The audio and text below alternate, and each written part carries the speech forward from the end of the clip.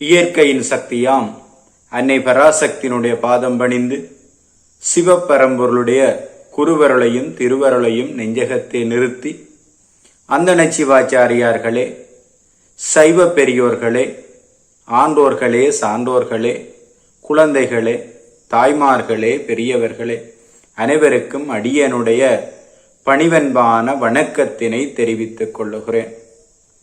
கஜானனம் பூத கணாதி சேவிதம் கவித்த ஜம்பு பலசார பட்சிதம் உமாசுதம் சோக விநாச காரணம் நவாமி விக்னேஸ்வர பாத பங்கயம் என்று விநாயக பெருமானுடைய திருவடி கமலங்களை பணிந்து கொண்டு இன்றைய இந்த நற்பொழுதிலே விநாயக பெருமானுடைய பிள்ளையார் பெருங்கதை விரதம் என்று போற்றப்படுகிற, பிள்ளையார் நோன்பு என்று போற்றப்படுகின்ற, விநாயகர் சஷ்டி என்று போற்றப்படுகின்ற விரதத்தினுடைய சிறப்புகளை பற்றி விநாயக பெருமானுடைய திருவருள் கருணையின் காரணமாக சிந்திக்கலாம் என நினைக்கிறேன்.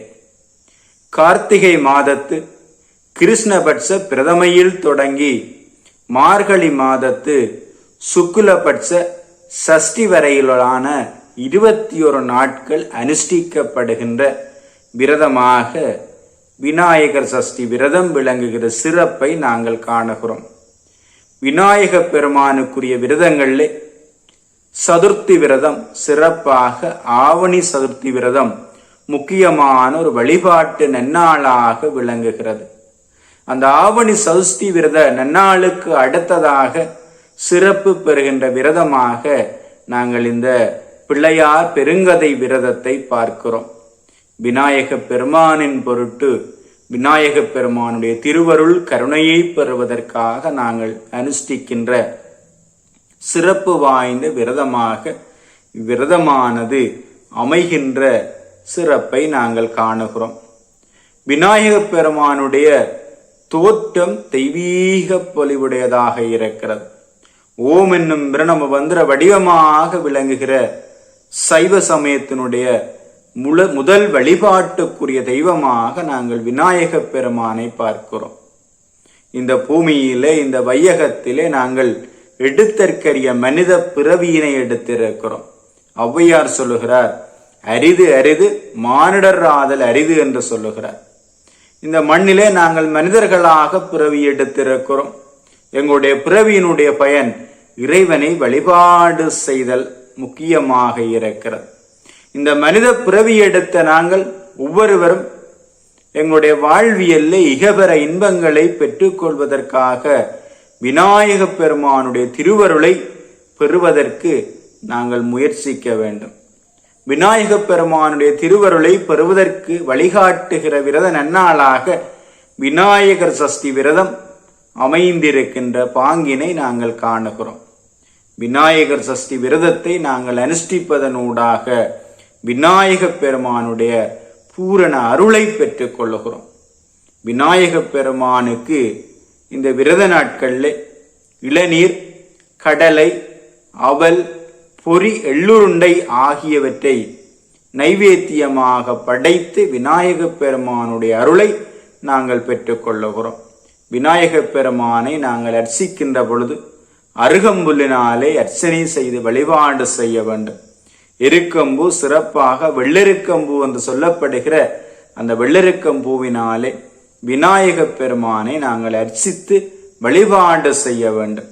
பன்னீர், பத்திரம் ஆகியவற்றினால் நாங்கள் விநாயகரை அர்ச்சித்து வழிபாடு செய்கிற பொழுது விநாயக பெருமானுடைய திருவருள் எங்களுக்கு கிடைக்கிற சிறப்பு நாங்கள் காணுகிறோம்.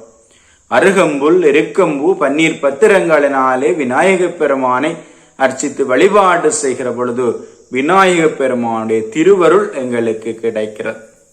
இந்த விநாயகர் சஷ்டி விரத காலத்திலே நாங்கள் விநாயக பெருமானை இந்த 21 நாட்களும் விரதமிருந்து அனுஷ்டிக்க வேண்டும்.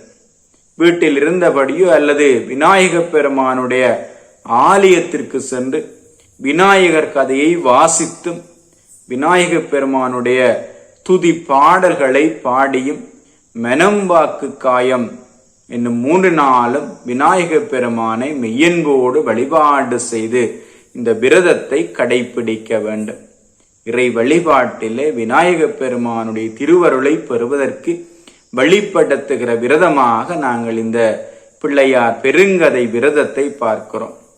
இந்த பிள்ளையார் பெருங்கதை விரதத்தை நாங்கள் அனுஷ்டிக்கிற பொழுது 21 நாட்கள்ல இறுதி நாளான 21வது நாளான சஷ்டி அன்று முழு உபவாசம் இருந்து மறுநாள் காலையிலே நாங்கள் விநாயகப் பெருமானை நினைத்து கட்டியிருந்த நோன்பு கயிற்றை கழட்டிய பின் விநாயகர் பாராயணம் செய்து உபவாசத்தை முடித்து இந்த விரதத்தை நாங்கள் முடித்து விநாயகப் பெருமானுடைய திருவருளை பெற வேண்டும். விநாயகப் பெருமானுடைய திருவருளை பெறுவதற்காக வழிபடுத்தப்படுகிற இந்த விரதத்திலே 21 நாட்களும் விநாயகப் பெருமானுடைய திருக்கதையை படிப்பதும் விநாயகரின் திருவிளையாடல்களை பேச கேட்பதும் மிக புண்ணியமானதாக நாங்கள் பார்க்கிறோம். விநாயகர் ஆலயங்களில் இந்த விநாயகர் சஷ்டி விரத காலத்தில் இந்த பிள்ளையார் பெருங்கதை படிப்பு காலத்தில் 21 தினங்களும் விசேட அபிஷேக ஆராதனைகள் பூசை வழிபாடுகளை நாங்கள் கண்டு தரிசிக்கிறோம். விநாயகர் ஆலயங்களிலே விசேட அபிஷேகங்கள் ஆராதனைகள் நடைபெற்றதன் பிற்பாடு பவித்திரமான விநாயகப் பெருமானின் சரித்திரத்தை நாங்கள் பாராயணம் செய்ய வேண்டும். உபன்யாசம் செய்ய கேட்டும் நாங்கள் இந்த விரத காலத்திலே பயன்பெறுகிறோம்.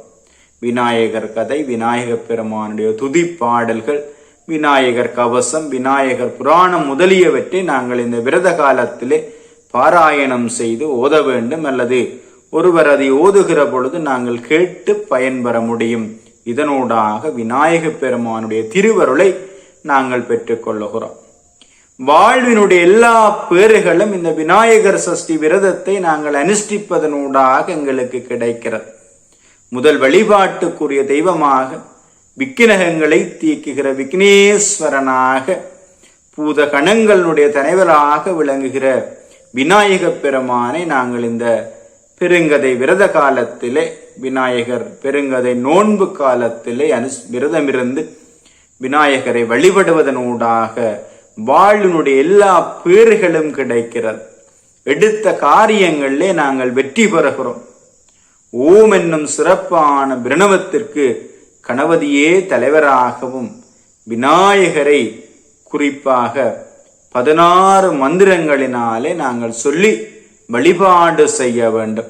ஓம் சுமுகாய நம, ஓம் ஏகதந்தாய நம, ஓம் கபிலாய நம, ஓம் கஜகர்ணிகாய நம, ஓம் விகடாய நம, ஓம் விக்னராயாய நம, ஓம் கணபதியாய நம, ஓம் தூமகேதுவே நம, ஓம் ஹானாத்யாய நம, ஓம் பாலசாத்ராய நம, ஓம் கஜானாய நம, ஓம் பக்ததுண்டாய நம, ஓம் சூப்ரஹர்ணாய நம, ஓம் கேரம்பாய நம, ஓம் ஸ்கந்தபூர்வாய நம என்று நாங்கள் விநாயகப் பெருமானை 16 மந்திரங்களிலே விநாயகப் பெருமானை நாங்கள் போற்றி வழிபாடு செய்ய வேண்டும். இந்த காலத்திலே பெருங்கதையை படிப்பவர்களும் அருகிருந்து கேட்பவர்களும் இவ்வுலகிலே சகல சௌபாக்கியங்களும் கைவரப்பெற்று எல்லா நன்மைகளும் அடைவார்கள் என்பதை நாங்கள் பார்க்கிறோம். இந்த விரதத்தை அனுஷ்டிப்போர் காலையிலே எழுந்து கணபதியை கைதொழுது அவர் நினைப்புடனே புனித புண்ணிய நீரிலே நீராடி சந்தியா வந்தனம் செய்து சந்தியா வந்தனம் முடித்து அங்கே சிவ சின்னமாகிய திருநீற்றினாலே உடலிலே அணிந்து கொண்டு பிள்ளையார் கோவிலுக்கு சென்று அந்த ஆலய குருக்களிடத்திலே தற்பை வாங்கி சங்கல்பம் செய்து இந்த விரதத்தை நாங்கள் அனுஷ்டிக்க வேண்டும். நாங்கள் இந்த விரத காலத்திலே தற்பை அணிந்து சங்கல்பம் செய்து வழிபாட்டை ஆரம்பிக்கிறோம் அல்லவா. விநாயகப் பெருமானே, இந்த பிள்ளையார் பெருங்கதை விரதத்தை நான் இன்ன வரத்தின் பொருட்டு இன்ன தேவையின் பொருட்டு அனுஷ்டிக்கிறேன்.